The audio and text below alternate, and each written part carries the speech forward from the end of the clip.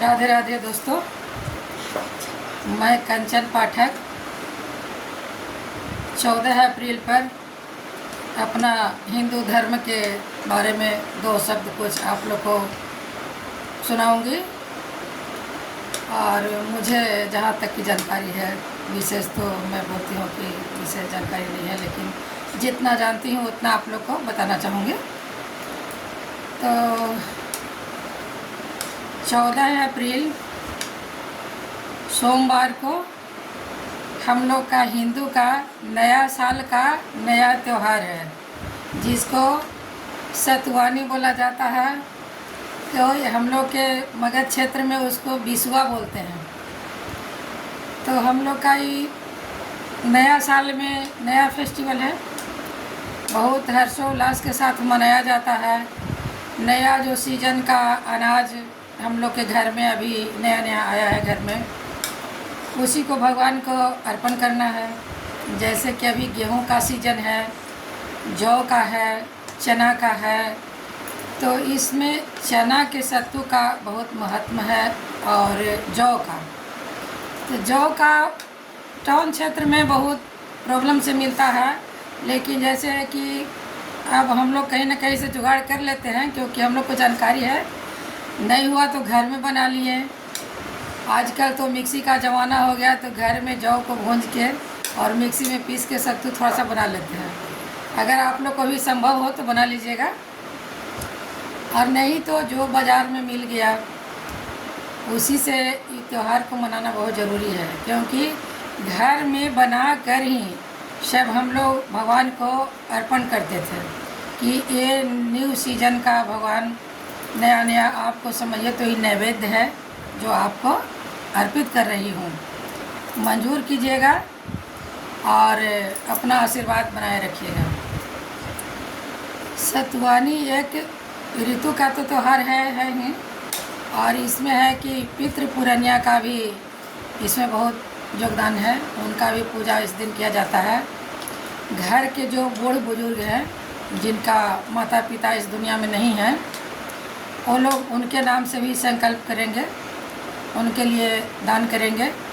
इसमें रहता है गुड़ है, सत्तू है, और ऋतु के अनुसार आम का भी सीजन है, तो आम का भी बहुत बड़ा महत्व है। तो हम लोग क्या कहते हैं कि सत्तू लेंगे, थोड़ा सा घी लेंगे और उसमें गुड़ लेंगे, और उसको दूध से अगर संभव हो तो गाय का दूध अगर कच्चा मिल गया तो बहुत बढ़िया है, नहीं तो गर्म किया हुआ भी चलता है। उसको सान के और उसी में आम का टुकड़ा रख लेंगे, बढ़िया से छील के काट के, और गुड़ थोड़ा सा रख लेंगे, और तुलसी दल मिला के भगवान को भोग लगा देंगे। जो हमारे घर में प्रभु विराजमान हैं, जिनके घर में जो है, और फिर उसके बाद कोई पात्र में बर्तन में निकाल के, थाली हो या सूप वगैरह जो भी हो, शुद्ध चीज़ होना चाहिए, उसमें निकाल के 3 भाग में सत्तू, 3 जगह गुड़, 3 भाग में आम, ये सब रख के, और कुछ दक्षिणा, क्योंकि भोजन के बाद दक्षिणा बहुत ज़रूरी है। हम लोग भगवान को भी नैवेद्य लगाते हैं किसी भी पूजा पाठ में, तो वस्त्र के जगह मूली, भोजन, और उसके बाद उसी जगह पे एक सिक्का ही क्यों न हो, लेकिन द्रव्य दक्षिणा उनको कहा जाता है। बिना दक्षिणा के पूजा अधूरा है। तो ये भी पितरों का पूजा है, भगवान का पूजा है, इसलिए जो भी सामर्थ्य के अनुसार थोड़ा सा द्रव्य उसमें रखना चाहिए। और जो हमारे घर के बूढ़ बुजुर्ग हैं, जिनको बता चुकी हूँ कि जिनका माता पिता इस दुनिया में अब नहीं हैं, वही इस कार्य को करेंगे, सारे लोग नहीं करेंगे। क्योंकि पितृ का कार्य जिनके माता पिता हैं वो लोग को वर्जित है, नहीं करना चाहिए। तो वो लोग दान करेंगे। 3 भाग जो है, एक देवता का हो गया, देवगण में जो गए हैं हमारे पूर्वज, एक पितरों के नाम से हो गया। तो पितृ जो एक भाग जो है, सो हम लोग का अपना जो पितृ हुए, जैसे कि ससुराल पक्ष का, उनका जाएगा। और एक है कि नाना नानी पक्ष को भी दान किया जाता है। तो उनका जो भी हुए पूर्वज ही हम लोग का, जब बड़ बुजुर्ग भी हैं, तो उनका भी तो नाना नानी होंगे ना, इसीलिए एक नाना नानी के कुल के लिए भी दान किया जाता है। तो 3 भाग करके उनको दान दिया जाएगा, तीनों पर दक्षिणा रहेगा। और सत्तू गुड़ आम आपको जैसा मैं बता चुकी हूँ। दूध नहीं दान करना चाहिए क्योंकि पितरों को दूध हर जगह नहीं चढ़ाना चाहिए। और उस आज से ही गर्मी का शुरुआत मानते हैं सब कि अब ऋतु बदल गया, ऋतु का फल भगवान को भोग लगा चुके हैं, तो अब गर्मी का महीना शुरू हो गया हम लोग के लिए।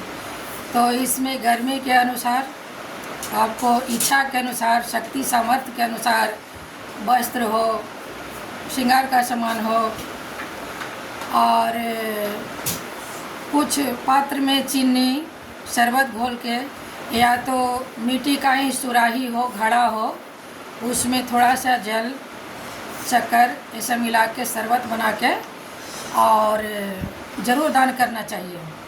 खीरा, ककड़ी, तारबूज और जो भी समय के अनुसार आपको ठंडा ठंडा सामग्री मिल जाए उसको ज़रूर आप दान कीजिएगा।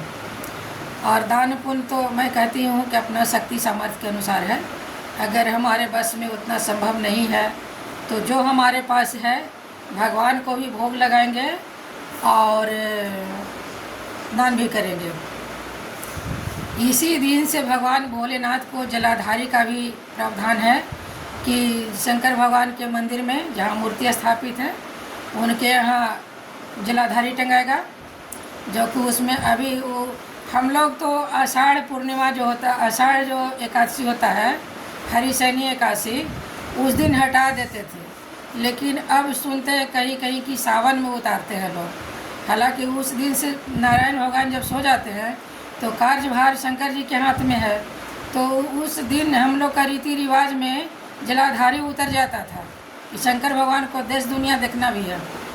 लेकिन अब यहाँ का नियम कानून में सुनते हैं, चाहे और लोग के मुंह से सुनते हैं कि ये लोग सावन में इन नियम को करते हैं, तो चलिए उनका भी कहीं का मत होगा, कुछ जानते होंगे तभी तो कोई भी आदमी कुछ नियम बनाता है, इसमें कोई बुरा मानने वाली बात नहीं है। तो सावन में हो या आषाढ़ में हो, तो कल 14 अप्रैल से ही शंकर भगवान के जलाधारी भी लगाया जाएगा, जो कि 4 महीना उनको जल चढ़ाएगा लोग। रोज़ संभव नहीं हो जिसको दिन भर सुबह शाम, तो कम से कम जाके जलाधारी में 2 लोटा जल डाल दीजिए, उनके सर पे उनका पूजा होते रहे। यही सब नियम है और साल का नया त्यौहार है, तो आप लोग भी मनाइएगा, हम लोग भी मनाएंगे।